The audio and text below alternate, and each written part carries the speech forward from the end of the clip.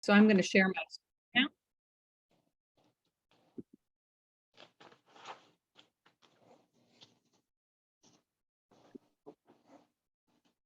Okay.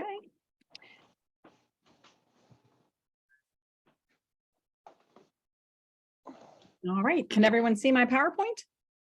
Yes, ma'am. Perfect. And so, as Bridget said, I'm Renee Norden. I'm the Executive Director of the Mental Health Association here. Before joining the Mental Health Association, I actually spent 21 years in schools as a school counselor. And I also have two daughters who are now 20 and 22. So I'm speaking today from that experience, just to make sure that, as I'm sharing stories, that I have been there. You are not alone in what you all are experiencing. And so the first thing I really want to talk about is, are we using the right term? Okay. Stress versus anxiety. Can anyone give me an idea? Do you know the difference? What might be the difference between stress and anxiety? You can just unmute and give me your thoughts. Okay. A lot of people tend to just use these interchangeably, and they're actually different. Okay, let me show you how we refer to them. For stress is something we all experience. I don't know how many of you all out there are procrastinators, but without stress, you would never get anything done. Okay, so this is, it starts from an external source. So for us adults, it could be the webinar. If everyone could mute, please. The lunch and learn. Let me see if We got it through a link. one Give me a second. Okay.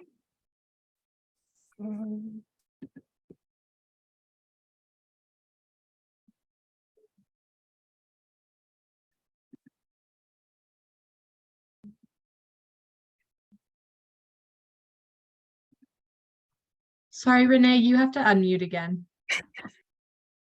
Oh, the challenges of Zoom. So stress comes from an external source. So for us adults, it would be like if you had a project that was due at work or something that had to be done at home at a certain time. And if it didn't get done, then it would cause other things that you didn't want to have happen. For younger people, it might be the school assignment or a test. Okay. The reason why it's so important to know the difference, right? And so when we talk about anxiety, it is defined by it's over encompassing, or it encompasses lots more. It's like an umbrella kind of that covers a lot of things. Persistent worry, feeling stress when there is no stress, feeling stressors. Okay. And if we do not address this anxiety, and we'll talk more about this, it also then can go on to impact your ability to live, love, laugh, and learn. So there are commonalities, right? Stress and anxiety, it's both an emotional response.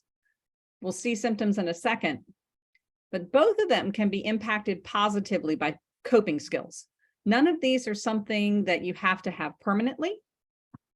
And so again, the difference between stress and anxiety. So maybe when you are working with a youth, saying, oh, you look anxious, might be then putting them in that anxiety category when maybe they're just stressed. So having individuals know the difference between stress and anxiety can help them cope better. Renee, can I just ask, can I help you switch to presenter view so we can see just I'm sorry. That's okay. 1 second. Wait, no, I can do it. Hold on a sec.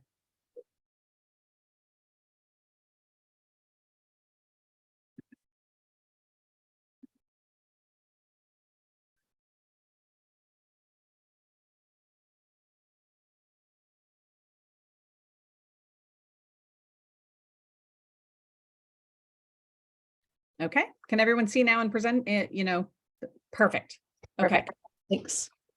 all right. So what do they look like? Because if you're just looking at somebody, you aren't going to be able to tell whether they're stressed or anxious. I like to call this shaky man.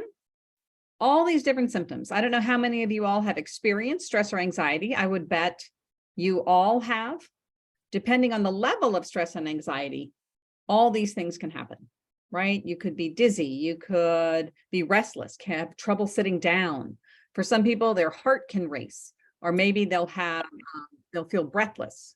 They might not be able to sleep, right? For some people, you have to think also that stress and anxiety can also cause that flight or fight response. And so you might want to get out of the situation. In some situations, that makes perfect sense. But if you're trying to run from like a test, probably not a good idea, right? That isn't going to work. We don't want to avoid things like that.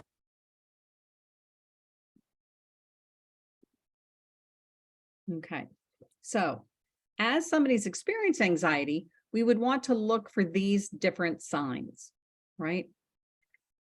They seem restless. They might be pacing, unable to sit down, unable maybe to do one thing, to concentrate. You'll see overall that you might find irritation as you ask them to do things. Looking forward, they also might talk about how, global warming, is horrible and it's going to destroy the earth. Looking at these things, you have trouble sleeping. We talked about that. Might be plagued by self-doubt. Inability to make a decision can also be part of that anxiety picture.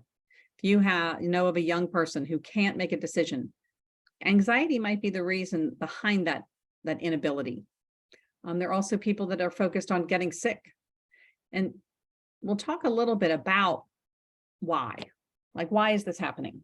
First off, you need to know that people with anxiety are not alone. It is actually the most common mental health diagnosis. When I was in high school, the most common was depression.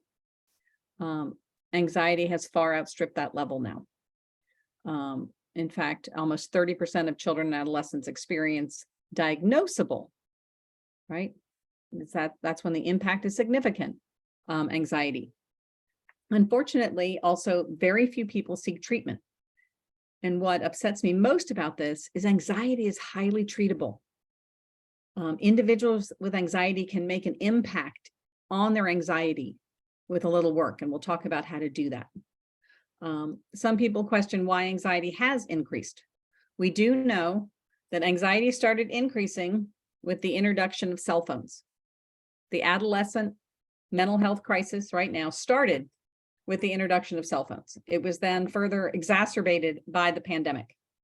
Some people ask why. If you think about, if you are an adult and have been around for a while, when we were younger, we didn't have access to everything going on in the world. We wouldn't know if a bus had crashed in India and 12 people were killed. Our young people are inundated with anxiety, stress-producing information, most of which will probably not impact their lives, but because it's continually bombarding them, it is creating an anxiety response. We do know that people who are predisposed, there's a genetic predisposition to anxiety. It's about 50% of the, have this predisposition, but just because you have a predisposition doesn't mean you have to, develop anxiety. And coping strategies can help dissipate these issues. So I'm sure a lot of you are here on this on this Lunch and Learn because you know somebody who's struggling. It could be yourself or someone else you are close to. So if you notice these symptoms or these signs of anxiety, it's best to approach it. Talk about it. And so you want to talk to the individual in a place of comfort, right? We aren't going to talk to them in front of people, in a busy place, just somewhere where they're comfortable. And you probably know them well enough to know where that would be. You would say things like, I noticed that you aren't going to basketball anymore, out at Wharf, or not at Wharf, at, at the park. And when I ask you about it, you tend to react irritably. What is going on, right? And then be a good listener without judgment. Listen to what they say. Don't already have questions. Like, don't be formulating questions as they're talking to you, because we can't really listen well, right? And then tell them that you want to help them. All right. It's okay to share a little about maybe your own experience. Maybe, I used to be anxious when I would go to parties. All the people standing around me would make me feel a little claustrophobic. And I've noticed that when you're invited to parties, you give reasons that aren't really great reasons for why not going. Or, are you having a similar concern? Something like that. Now, I know that all of us like to help people, but we really want to make sure that we aren't giving too much help. So yes, be there. Say you're going to help them, but it is not your job to solve the problem. In fact, in one of the classes we teach, there's a video of a young woman who experienced a mental health crisis. And part of hers was anxiety. And she said it wasn't until she realized that she had to be putting in at least as much effort as everyone else in order for herself to get better. So we need to make sure that the individual experiencing the anxiety is actually steering the ship, and that you are going to be there to coach them, to help them, to root on from the sidelines.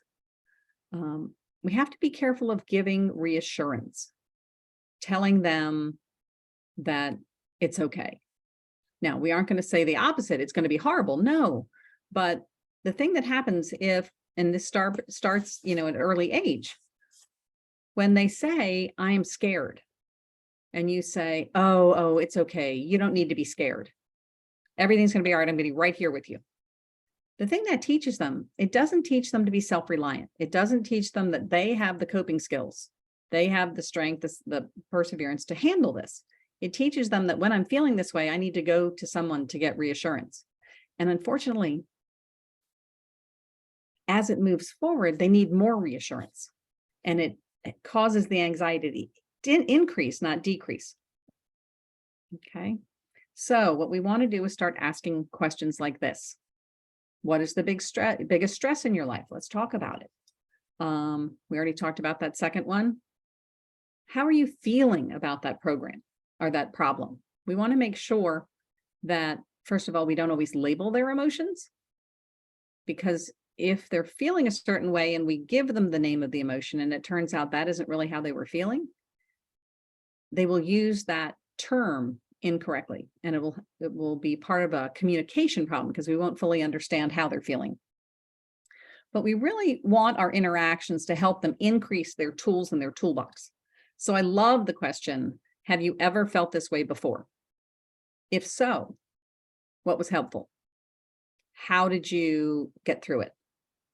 Because we need these young people, and even ourselves, to be our own masters, to have that toolkit we can use. So for all of you out there who want to help somebody near you that has an anxiety concern, become their coach. Now, they have to want you to be their coach. So have a conversation. Help them from the sidelines. All right. They encourage and support. The coach might have game plans, but they don't run the plays, right? You want to make sure that person is, in charge of their own destiny. But as a coach, you need to model how to handle stress and anxiety. And a lot of times, these young people have learned anxiety from people in their homes, people that they're around. So as a coach, even before a coach, think about your own anxiety. What causes you to feel anxious? Is it just stress or is it anxiety? Are you modeling correct coping mechanisms? Are you showing those around you that, okay, it's okay to be nervous or worried, but this is how you get through it?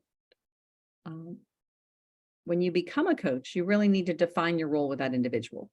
And that isn't this is what I'm going to do for you, but this is, hey, I'm here to help. How do you think I can help best? All right. I will tell you that being a coach can be frustrating because you might see that path very clearly when other people don't, or when that individual doesn't. And just because you see that path doesn't mean that's the path that the individual really needs to follow. So we need to model great emotional regulation. We need to praise them for taking those positive steps, but we don't need to criticize them when they aren't moving as fast as we think they need to, or when those steps don't go well. This will require patience, because when we are mastering anxiety, sometimes we have to break those steps down into tiny, tiny parcels. And sometimes you just have to practice that one step a number of times, maybe even a few more times or 10 times before it no longer produces anxiety and you're ready to move to the next stage. And we'll talk more about that when we get to the coping skills. That's what they call gradual exposure. So what works? For an individual experiencing, symptoms of anxiety, signs of anxiety, avoidance doesn't work. It might work in the short run, right? That's when you say, oh, I'm really anxious about dogs, so I'm going to avoid all dogs. That doesn't teach us anything. And anxiety teaches. So we want to make sure the teaching that we're getting from anxiety is going to make us better people, less anxious people. So avoiding all dogs is not going to make us less anxious. That anxiety will continue to build. Okay. Of course, whining and complaining won't work. Seeking comfort. If you think about seeking comfort, it works in the short run. That's like giving reassurance. But then when we're by ourselves, we don't have that self-reliance, that our own toolkit to take care of those. I laughed about like sipping herbal tea. That's the equivalent of removing yourself from a situation. We can't avoid all situations. And so even though sipping herbal tea might calm us down in the short run, it isn't going to help us in the long run. Of course, we don't want to self-medicate with alcohol or drugs. That would be drowning your sorrows. We don't want to try too hard. A lot of times that is for individuals who decide, yes, I'm going to get over this anxiety and I'm going to do it in 24 hours. It doesn't work that way. We need to take our time and do quality work. Taking medications as a solution. For some individuals with anxiety, starting this journey of healing might require or might include some medication, but you still have to do the work. If you're only taking medication, you are not addressing the underlying reason for the anxiety or reasons. Okay. And that getting help on the couch, that is talking about therapy, but it's talking about long-term therapy. It's called psychoanalysis, long-term therapy. Anxiety doesn't need long-term therapy. It needs cognitive behavior therapy. It needs talk therapy. It needs people who are leaning in. And so what does work? Leaning in. When a person with anxiety feels uncomfortable, instead of avoiding the situation, they need to lean into the situation. Some people can lean in pretty significantly and feeling those feelings and being okay. Others might need to lean in just slightly and continue, right? As we lean in and stay there, those feelings of anxiety will dissipate. Okay, but it takes work. We can't just think that it's going to happen by itself. It isn't like a cold where you feel uncomfortable for a couple of days and then it goes away. No, we need to work on it. We need to identify the sources of our anxiety and then lean into them, which takes time and action. Okay, so we'll talk about some of those actions. So there are strategies. We want to make sure that these are just little strategies. We'll get back into coping skills. I always encourage individuals who are having trouble with anxiety, and for their parents, for young ones, parents of young ones, turn off the news. Really think about why you watch the news. What is it on the news that you need to know about? And if there are certain things you need to know about, find ways that don't expose you to all the other news. If you are in a car with young people, avoid the news, right? The other thing I'd like is really to have real rules about social media. So if you have a young person in your life that has a cell phone, make sure that they don't have the cell phones in their bedrooms at night. Don't have cell phones at dinner. That fear of missing out, remember, these were designed to be addictive. But they also cause huge anxiety. If you think about it, when I was young, If I'd had a bad day at school, I would just walk in the door and tell my mother I wasn't accepting phone calls. I needed my own time. With these things, it makes that much more difficult, right? Your mother isn't answering your cell phone to say, oh no, I'm sorry, she's busy, like that old house phone was. So for adults, being able to provide those boundaries for their child, and actually boundaries that they really are looking for. At first, when you start doing it, it might not seem they're looking for them. But once those strict boundaries are in place, that anxiety will also lessen. That fear of missing out is part of that anxiety, or what people are going to say about me online, just getting out of that cycle. And I would even encourage you also then to look at your own use of media, social media. Are you taking valuable parenting time out? Interaction. I kind of feel bad because when I when I take walks and I see young moms out there with their children and they're on their devices instead of interacting with those children. You know, as I said, my children are 20 and 22. They haven't been pushed in a stroller in a long time, but I think back on those times of being able to interact with them and interact with the world around them without having their noses in these things. And so we do know that these heighten anxiety. On to the next one, taking a break. Breaks are great, but you need to make sure they're a break. So if you are having that stressful feeling that you can't sit still, take a break, but don't have that break be going to do something else that might cause a stress response. Take a walk, go outside, you know, sip tea, even though before we said that that wasn't an option, you know, a great resource. It's fine as a break, but not as a game plan. Go from what ifs to what is. Part of that anxiety response is thinking about all the possible things that could go wrong, right? What if, you know, I'm walking across the stage and I trip? What if, you know, we're in a car accident? What if we get 10 feet of snow tomorrow and we can't get to school, right? We need to go to what is. You know, the difference between possible and probable, and having conversations like that. One of the other points here is best case scenario, worst case. So when my mother used to do this exercise with me all the time, she'd be, okay, what is the best thing that could happen? And so I'd come up with that idea. And she goes, okay, what is the worst thing that could happen? Okay. And then we talk about how I'd be ready for either. And once you did that, you were ready for anything, right? It would give you that confidence, that toolkit. That's one of the things to put in your toolkit. If I'm ready for the best thing and the worst thing that can happen, I'm going to be okay. All right. We want to find constructive activities. And that all depends on the person, right? One of my friends said that you can't ever tell her to go exercise, go run. There is no way she is ever going to run. But if you told her or said, hey, do you want to go swimming? She'd do that in a nanosecond. So finding activities that will promote mastery, because that helps an individual decrease anxiety if they've mastered things. And so that could be something like karate, or tennis, or any, you know, any sports skill, any crafting skill, sewing, knitting. But then also other things that encourage people to interact.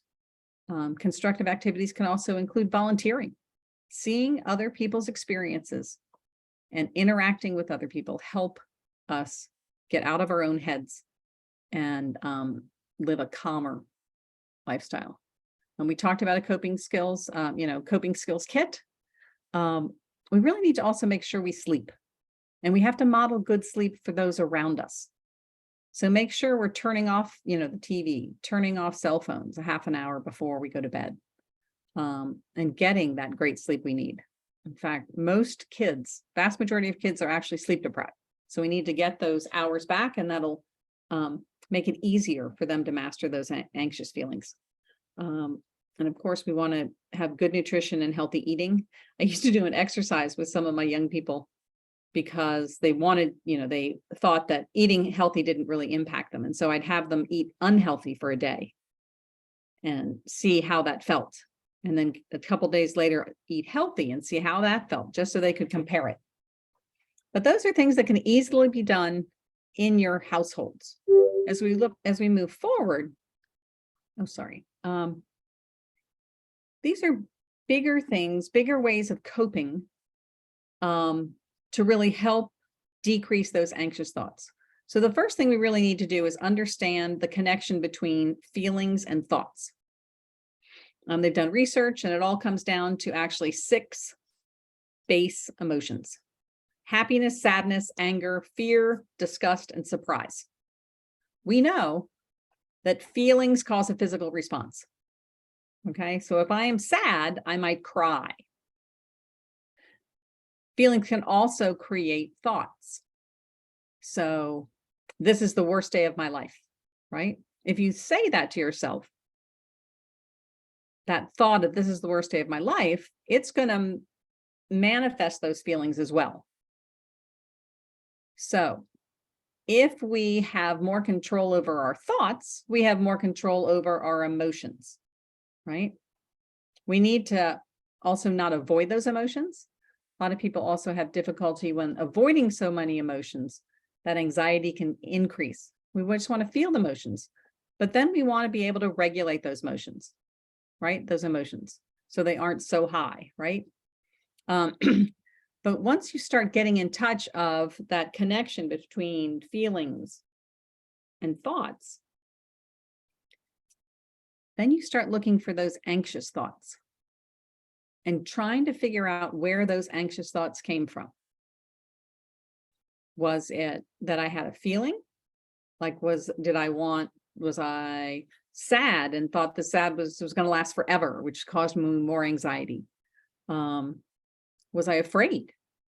And that little bit of fear, instead of just being afraid of, the dog who was walking on the sidewalk, did that anxious thought then become, there are going to be dogs everywhere, I'm not going to be able to go anywhere, I just have to stay in my house, right? So keeping track, whether it's in a journal, the notes on your phones, of those anxious thoughts, and are those real? And we'll talk about that. All right. So we want to address those thoughts. Like, all right, if I think that, when this happens, when I predict that this is going to be, I can't go to that party, because if I go to that party, then everyone's going to laugh at me and I'm going to feel horrible and I won't be able to leave. Really questioning that. Okay. First of all, how many times have I said this, and how many times did that actually happen? Does it happen to anyone else I know? Right.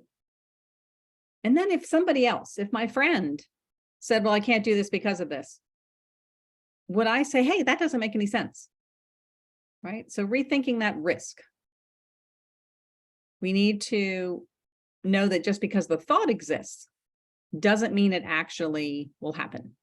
Right.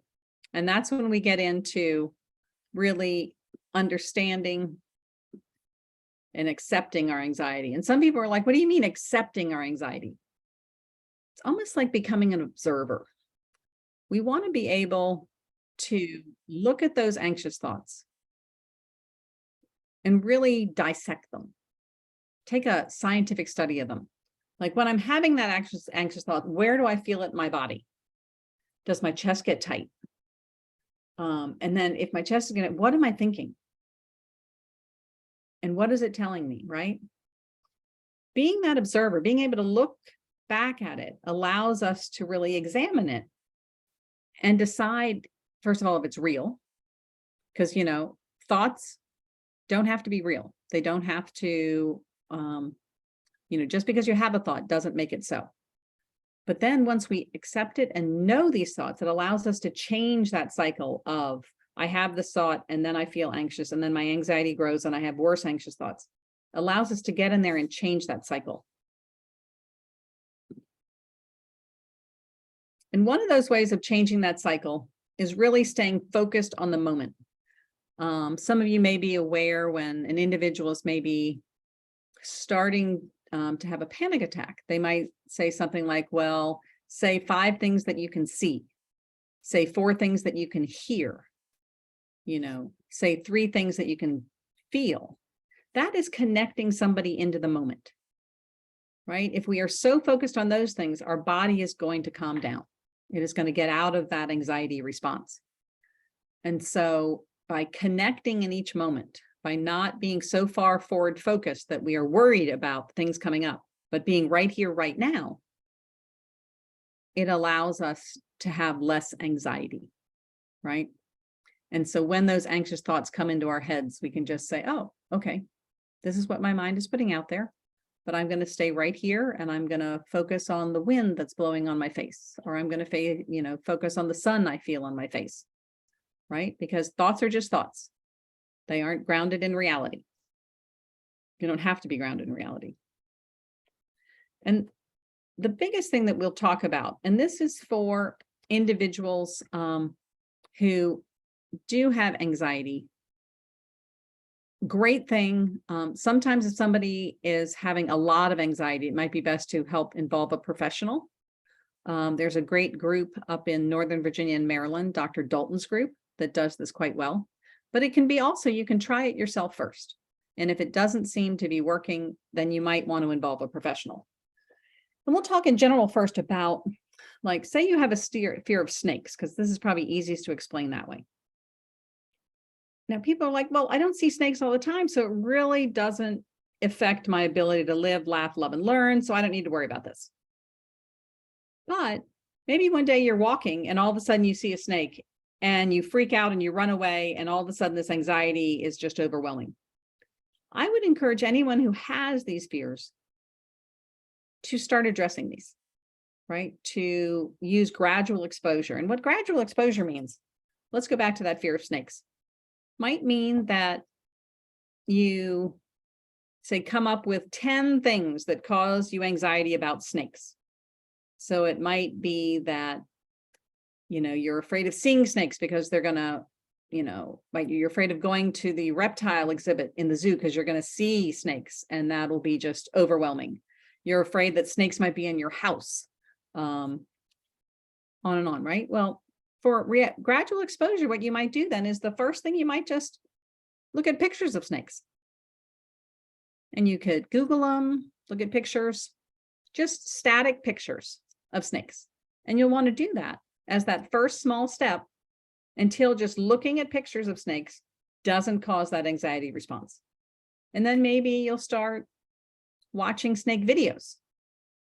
And you're going to watch those until they don't cause that anxiety response. Again, we're leaning into these feelings, right? And then it might be that you go to a pet store where they have snakes and you look through, far away, but you're still looking at the aquarium and gradually you move closer. But just so that you are decreasing that anxiety, you are giving yourself power over this anxiety. And the cool thing is that it works. Okay. Other tips for young, to help young people. Yes, it might help them if you help them prioritize tasks. We want to let our young people be uncomfortable. We want them to solve their own problems, right? Because in raising kids, in being around other kids, we don't want to have them dependent on us forever. And that is why we need them to create their toolkit, right? We want to give them responsibilities and have them master those responsibilities. For little ones, allow them to set the table, allow them to master that. That mastery there will transfer to mastery over anxious feelings of fears and worries. Be very honest with your own fears and worries and share that and help them understand how you can say, well, there are things I can control and things I can't. And for those I can't control, I just need to let them go. And then show them how you're doing it. Don't overschedule your kids. Some people believe that by packing their schedule, they'll be less anxious. In all actuality, that doesn't work. We need to give them time to process what's going on around them. Okay. And then explore supports in the community. They're like school counselors. There might be anxiety groups in your schools. There might be other adults around that have been through this experience and can also act as support. I have been doing a lot of talking. These are some other helpful resources. Our Mental Health Association, of course, Active Minds. But let us, and here's our website. I'd rather get into answering questions. So, Bridget, were there any questions in the chat? No specific questions, but a lot of helpful tips. Mindfulness helps. Some people said being with their pets. And I think Larry said a good comment about, you might feel like you're in a cave, but gradual exposure, gradual getting out and feeling comfortable with situations one step at a time really helps. Any other comments or suggestions? What works for you? Yeah, this is Professor Adams. I was in the military, so when I got out, I got PTSD from watching people get killed, and so the people I saw get killed made stupid mistakes. None of it was in combat; it was all in peacetime. Drinking, driving a 105 gunship, flipping it over, crushing every bone in his body. I played football in high school, Ricky. So I became anxious and anxiety attacks over putting my trust in other people. And so it really messed me up when I was younger. And then I had a person I talked to, PhD psychologist, specialized PTSD, and he got me on a thing called 1 day at a time. And then 1 day at a time turned into 1 week at a time, 1 month at a time, 1 year. That was a long time ago. It saved my marriage. It saved my life. And I refer to the cave, if anybody knows about Plato, about overcoming your fear, your anxiety. And sometimes you have to take a chance, but it doesn't have to be a big chance. So I found things that would make me confident and build that confidence. And it just took 1 step at a time. And then I surround myself by people who truly love me, who truly cared about me. And they would give me advice. Some was good, some was bad, some was medicated.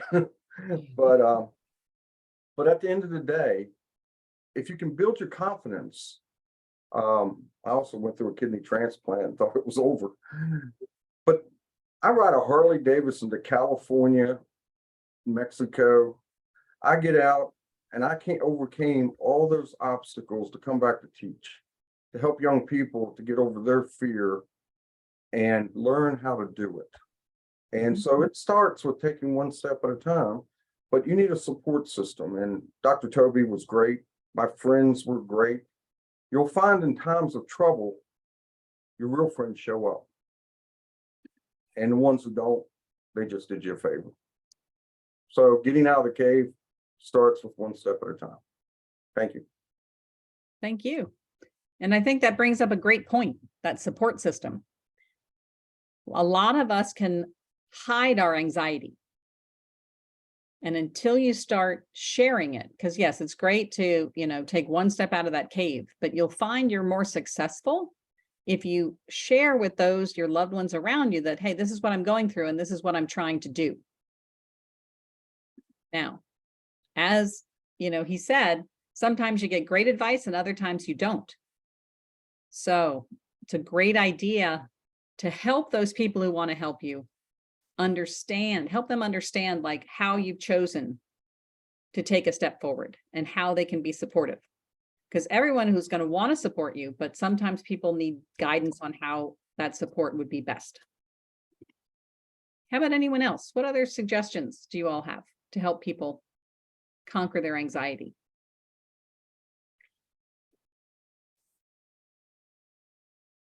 This is Benjamin Scott. Larry, I'm with you all the way. I'm a vet as well. I was in the Army, 9 years, 8 months, 10 days. I've always been an extreme person for everything. Oh my God, from playing college ball to riding a bike club to being 82nd Airborne, everything's always been extreme for me. And so for me, a lot of it has been meditation, just like I saw in the chat, prayer and meditation. And a lot of it is knowing who you are, right? And what your strengths and weaknesses are, and that you don't have control over you know, very little things you have control over. That's what I've kind of learned, right? And so you just have to, you know, for me, you know, being in the martial arts and everything, meditation has been a big thing, and I think more than anything, prayer. You know, and a lot of times, you know, I recently retired from the government, and so I'm mentoring now. This is why I'm taking this course now. I'm mentoring at-risk youth and families, and so it's been a very humbling experience, absolutely. But it's been a very a big blessing for me to give back, you know. And I think a lot of people, and I'm not going to say just military, but I know a lot of us to serve time in the military, we seen so many things, you know, and done so many things, and you know, go from different stages where you come out of combat and you get survival guilt. You get a lot of things that happen to you, and how do you cope with it? You know, you want to give back, and you want to feel like you've done something positive for the people and stuff around you. So for me, mentoring kids and families has been an awesome experience. But I think the biggest thing for me to help me cope and get through everything is it's just been meditation and listening. I think the biggest thing for me is listening to people. You know, like you always say, my parents used to always tell me I have 2 ears and 1 mouth. So I should listen more, you know, and see where people are coming from. You know, each kid I mentor is different, had different backgrounds. So me listening to what they think their issues really are and what their strengths and weaknesses are, and me trying to work with them has been, again, it's been a blessing for me. I'm sure it's also been a blessing for them. A lot of our young people, you know, when they were, you know, if they just had that adult, somebody to start sharing what their concerns are, a lot of that wouldn't manifest into like larger anxiety. They'd be able to, you know, fill that toolkit and go on to help other people help themselves through that. Yep. Meditation is a great thing. Exercise is also great. Absolutely. Helps that adrenaline. Benjamin, it sounded like you might enjoy adrenaline with all the different things you chose to do. I have a son-in-law who, best picture I've ever seen of him, he's hanging from a cable underneath a Huey.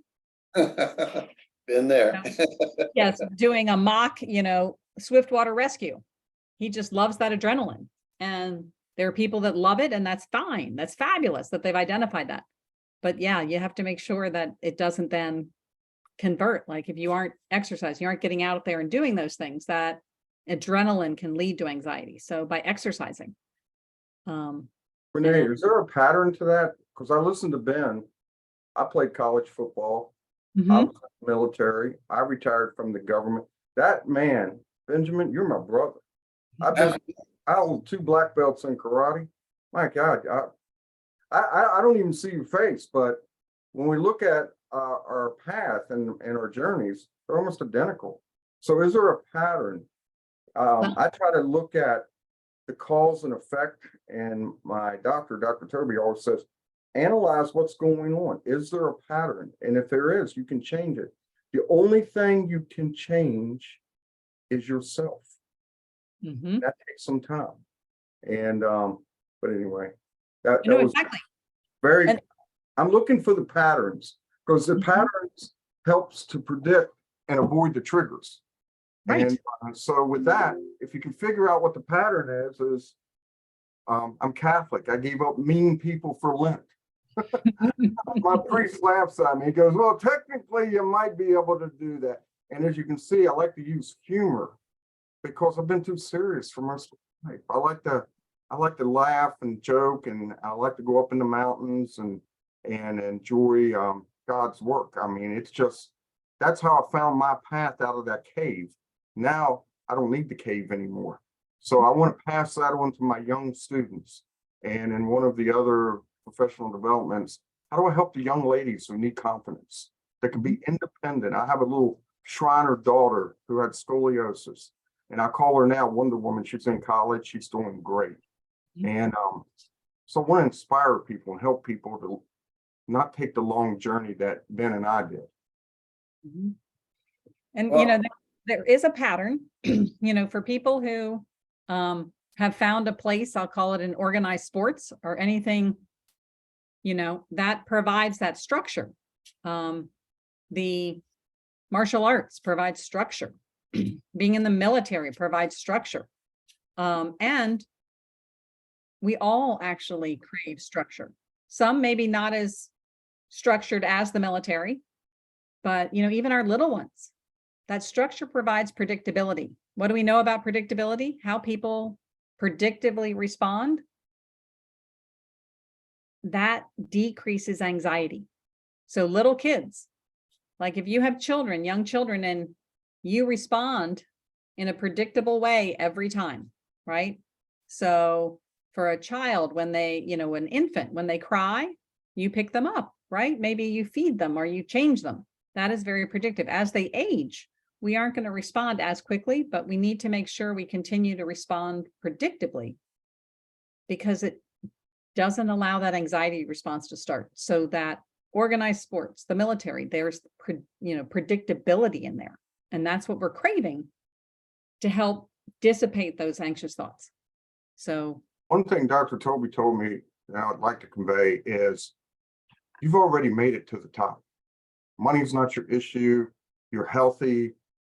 You have to figure out on how to stop battling life all the time and enjoy what you've accomplished, which I always had a hard time doing. I'm up at 4 o'clock in the morning. I'm always go. But sometimes you have to learn to relax and enjoy life. The journey's not always a struggle. Sometimes it's rather, my wife really helped me with that. My wife's from Poland and she's like, why are you always on the attack? Mhm. I'm like, I guess I need to learn to chill out a little bit. So anyway, exactly. thank you. Bridget, were there any other suggestions in the chat? We have some great, fabulous suggestions. Let's see, getting outside, really important. We've talked about, Janine has shared that she's created a reset hallway with different strategies: breathing, self-talk, 5 to 1 grounding technique, rainbow walk, etc. That's fabulous. Someone else said a sensory box. Mhm. That's great. I think the advice about not being in such a rush all the time, just being happy with where you are. We all have goals and we're always trying to achieve something more, but just looking back and being at peace with what we've accomplished so far is really important as well. I'd also encourage you all to share with those around you for a couple of reasons. One, a lot of people don't talk about this. They don't talk about mental health concerns. And so by you sharing, all of a sudden somebody sees, hey, wait, I'm not alone in this. Somebody else has been through a challenge and look where they are now. They've gotten through this challenge. Also allows you just to have people around you also be on the lookout. Say you had experienced panic attacks. By sharing that with other people and telling them, hey, I used to have panic attacks. I have them occasionally now. This is what I look like when I'm having a panic attack. And this is how you can help me. It gives that person a tool in their toolkit. They're like, hey, I can help. I can help Renee if she's going through this. And then it also helps solidify that safety net for you, because now there's safe people around you to help you through that. And so, sorry to interrupt. We did just have one question about advice specifically for teenage girls who are overscheduled and how we can support them. sure. I would first ask the teenage girl, okay, and especially if they're saying they're overscheduled, where is that coming from? Is that from their own selves or Sorry. from people outside themselves? Sorry, I misread. It was for teenage girls who are not overscheduled. Or not, okay. So if they're not overscheduled, I would say, first of all, congratulations. But obviously, if they're feeling that something's missing, then finding out what they think that is. So if they are, I would really have them look at what they think is missing from their lives. Is it connection with other people? So if they aren't overscheduled and they want more connection, what kind of connection is that? Do they want connection with their peers? Do they want connection with older people, maybe older adults? or younger kids. Is their experience right now, are they feeling confident? Are they feeling like they are mastering things? My parents are always big into having a job. I've had a job since I was 16 years old. I really, would say, if they want to have something to master, get a job, get a volunteer opportunity. And when you're talking about those things, I would have them be more than an hour a week. An hour a week doesn't allow you to really create connections, create a pattern.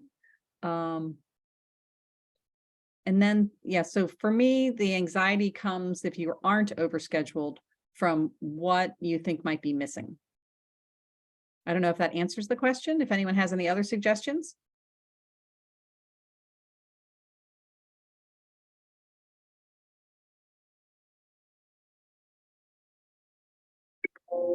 Just had two other good suggestions, making sure that people have a balanced diet, because physical, nutrition can play a role. And then Maslow's hierarchy of needs is also a really good start point. Right. And talking about nutrition, I would also talk about hydration. A number of years ago, I was working in a school and I got a note from a doctor from one of my young women who had suffered from a lot of different issues. The prescription said that she had to drink a liter of water every class period, and she had to be able to go to the bathroom whenever she wanted to. And that's a lot of water. It's like, okay, if that's what this doctor is saying, let's do it. Guess what? It turned out that she had been seen by many, many doctors, but her real condition, she was chronically dehydrated. And when all of a sudden she reached her hydration level, all of her other symptoms went away. So make sure you're drinking enough water. Make sure you're taking care of yourself. Any other questions? Because if nobody has any other questions, I'm going to talk a little bit about self-care. I just have a quick question. Sure. I'm a big meditator, and it's really changed my life. But my son, who is 14, I've been trying to do it since we were little. And I've even taken classes, but I think when it's coming from mom, it's not as, so do you have any tips for maybe tricking him a little bit into meditating or tips? Speaking meditation. Thank you. Sometimes instead of calling it meditation, having it be quiet time. I used to teach a class at the school before I was last at, and it was a psychology class, and the students were arriving, in my opinion, just stressed out. So the first 10 minutes, I would say, okay, we're going to have quiet time. And I would just play music first, just calming music. And then as it progressed and they got into just like, then they would walk in and go, no, we're going to do quiet time, right? We're going to do quiet time. Yes. But then I would sneak in like the sort of progressive relaxation. Okay. Because that doesn't sound like meditation. Right. A lot of kids believe that meditation is sitting with your legs crossed with, your fingers on your knees, humming. Yeah.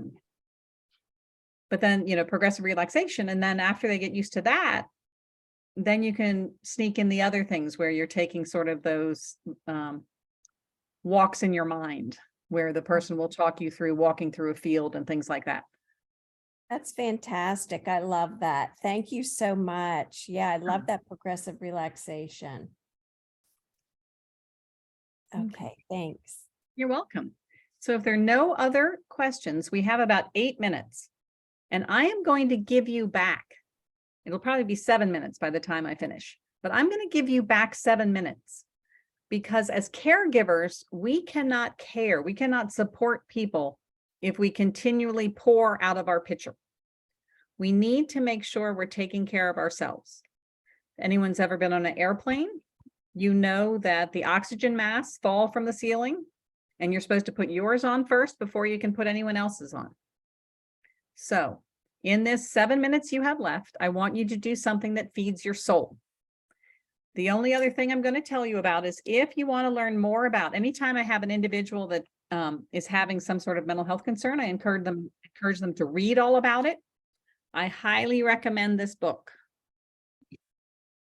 It's called Anxiety for Dummies. It has everything you'd ever need. And you aren't supposed to read it page 1 to the last page. You just dive in, look at the table of contents and see what stands out. Okay. But thank you so much for being here. Please join us at our next Lunch and Learn. And if you all have any topics you would like to have as a Lunch and Learn, we'd be happy to find somebody to talk about those things. If you need any further help, please reach out to us. Thank you so much. Thank you. And I just put one last reminder to please complete the evaluation. We really value your feedback. We want to make these Lunch and Learns as, make sure you get the most out of it. So please do complete that. And we look forward to seeing you for the next Lunch and Learn in April. Thank you. Thanks, Renee. You're welcome.